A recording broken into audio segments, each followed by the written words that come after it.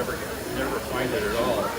But these fish here, if you look at them, watch them swim through the pond and that, extremely elegant. But if you also have a tendency of coming around the fish and that, and this is what we're looking for as koi judges, how these fish present themselves when we're coming to judge them. And if you notice, they all have a tendency of coming right over here to us and that as we're trying to view them and see how they're doing. They're not over with you guys, they're right here in front of us and that. And that's something that you can't train a fish to do other than if you bring a clipboard up to the edge of the pond, because when the judges are traveling around the show, they've got clipboards in their hand. And if you have a clipboard, when you're feeding them at, just throw a few pellets out, they're going to trick a net that most people don't know about, but I can tell you, it really makes a big statement when the judges are coming up, and rather than having them over underneath the air stones right here in front of you to where they can really see what the fish really look like, it's very impressionable.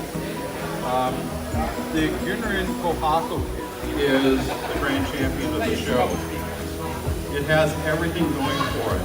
50% of the judging of the fish is in the body conformation of the fish itself. 50% of the body conformation is in the fish itself. So what we're looking for is we're looking for the body line in the fish, all the way from the head, all the way back to the tail. We're looking for uniformity on both sides of the fish. This time of year is when fish are carrying eggs in that, because they're going to be spawning usually in April or May. So what we're looking for in these fish and that is to see how well the eggs are being carried. This has both these fish are females, but you can see on the body conformation on the Kohaku, the red and white one, her body is nice and streamlined all the way from the head all the way through the tail. If you look at her tummy on the bottom side, it's nice and smooth. Again, from the bottom of the chin area back all the way through the anal area on the fish. As opposed to the Showa, if we look at it up on the top, it looks fairly uniform side to side, but if you look at the tummy, that's where she's carrying her eggs. And on different fish in that, they'll carry them in different directions in that. Sometimes you won't see the bulge in the tummy like you have on this one on the Showa, but you'll see a bulge on the side of the fish, as you'll see with some of the other fish we'll probably be talking about today here in the show. But we're looking for the body conformation, that's 50% of it. We're looking at the skin, how the skin presents itself. Some skin on the fish, when they get into a stress situation, that has a tendency of having a real dull appearance, like that of cotton sheets on a bed.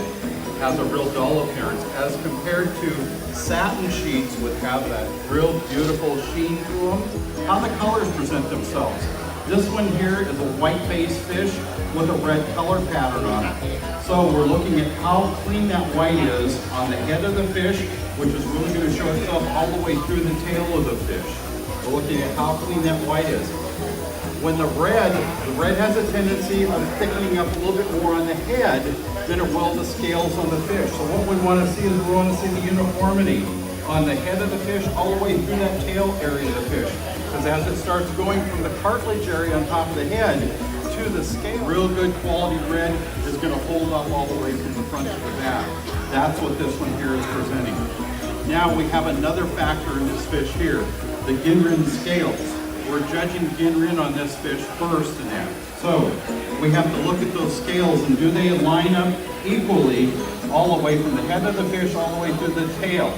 Do they look proportional from the very top of the fish all the way through the side of the fish?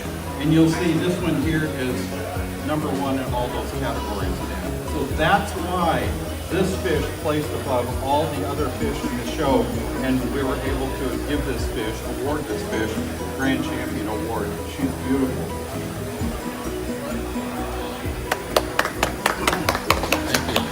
I don't know if we can comment, but the other thing, like Larry has been indicating, we want a koi that flows through the water in the pond majestically.